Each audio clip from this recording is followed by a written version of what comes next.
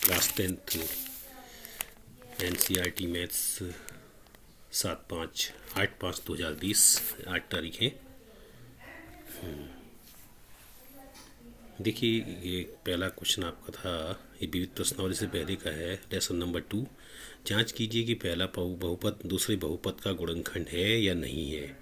तो इसमें आप कैसे जांच करेंगे? पहले वाले बहुपद से दूसरे वाले को भाग देंगे। अगर आपका भाग पूरी बार चला जाता है, शेषफल 0 आता है, तो समझ लीजिए कि हाँ, पहला बहुपद दूसरे बहुपद का गुणनखंड है, अन्यथा नहीं होगा। ठीक है।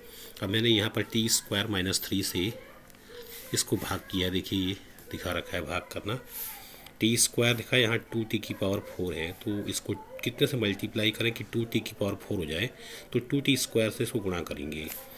2t² से मैंने इसको मल्टीप्लाई किया 2t⁴, फिर 2t² से -3 को मल्टीप्लाई किया, तो माइनस में 6t² आया, इसको t² के नीचे लिख देंगे। घटाने पर चिन्ह बदलेंगे, ये कट जाएगा, और ये प्लस होने पर ये भी घट जाएंगे। घटाने के बाद जब आप शेष लिखते हैं तो घातों के घटते हुए क्रम में ही लिखिएगा। तो पहले बड़ी घात वाला आएगा, फिर छोटी घात वाला, फिर ये आएगा। तो उसके बाद t² को किस नंबर से मल्टीप्लाई करें कि 3t⁴ आ जाए? तो मैंने 3t लिखा हुआ है, 3t से इसको मल्टीप्लाई किया 3t⁴, 3t को इससे मल्टीप्लाई किया -9t। घटाने पर ये दोनों कैंसिल हो जाएंगे, 4t² बचेगा। अगला नंबर माइनस का 12 लिखा, इसको 4 से मल्टीप्लाई करने पर 4t² प्राप्त होगा, तो 4 से मैंने इसको इंटू किया है, 4t² - 12। घटाने पर चिन्ह चेंज होंगे, दोनों कट जाएंगे, शेष पर 0 आ गया। तो आप लिखेंगे कि हाँ, पहला बहुपद दूसरे बहुपद का गुणनखंड है। इसी प्रकार से क्वेश्चन नंबर 2 है, एक्सरसाइज में भी है और फिर विविध प्रश्नावली में भी जो है एक क्वेश्चन ऐसा ही जो है दिया हुआ है, उसको फिर आप करेंगे होमवर्क में।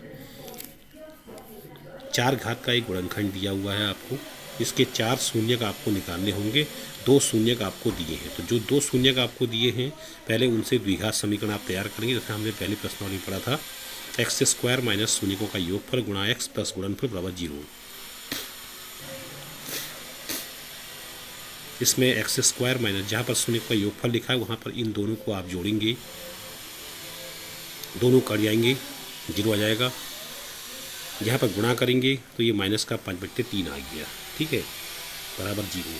अब इससे आपने जो है सवाल को भाग करना है। 2 घात वाले से 4 घात वाले को आप डिवाइड करेंगे, तो आपका आंसर 2 घात में आ जाएगा। देखिए, डिवाइड करना आपको आता है, मैंने डिवाइड कर रखा है, आप देख लीजिएगा। ये डिवाइड करने के बाद आपका ये प्राप्त हुआ है द्विघात समीकरण। इस द्विघात समीकरण के फिर आपने गुणनखंड करने हैं। 3 × 9 के ऐसे गुणनखंड जोड़ के 6 आए, तो ये प्रोसीजर भी आपने पहले गुणनखंड का पढ़ा है। इस प्रकार से 2 गुणनखंड आपके प्राप्त हुए हैं। पहले वाले गुणनखंड को बराबर शून्य करने पर x की वैल्यू आएगी, दूसरे वाले से x की वैल्यू ये आएगी। 2 वैल्यू आपने ये निकाल दी हैं और 2 वैल्यू आपको सवाल में दी गई थी। तो इस प्रकार से 4 शून्यक जो है इस क्वेश्चन के प्राप्त हो गए। बहुत इंपॉर्टेंट क्वेश्चन है, 4 मार्क्स का आता है बोर्ड के एग्जाम में, ध्यान रखिएगा। 4 मार्क्स।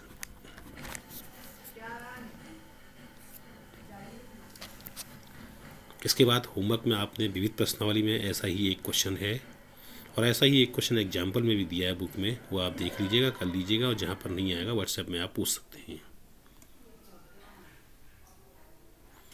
विज्ञान के बारे में मैंने आपसे कहा था कि विज्ञान में आप अवतल दर्पण, उत्तल दर्पण, उनकी परिभाषाएं, अवतल दर्पण, उत्तल दर्पण, उनकी परिभाषाएं लिखनी है। परिभाषा और उनके द्वारा बनने वाले प्रतिबिंब। और एक और आपको नया काम करना है, मानव नेत्र का सचित्र वर्णन। ये आज ही करना है, मानव नेत्र का सचित्र वर्णन। ये किताब में आपको दिया है, ये आप विज्ञान में कर लीजिएगा। ठीक है।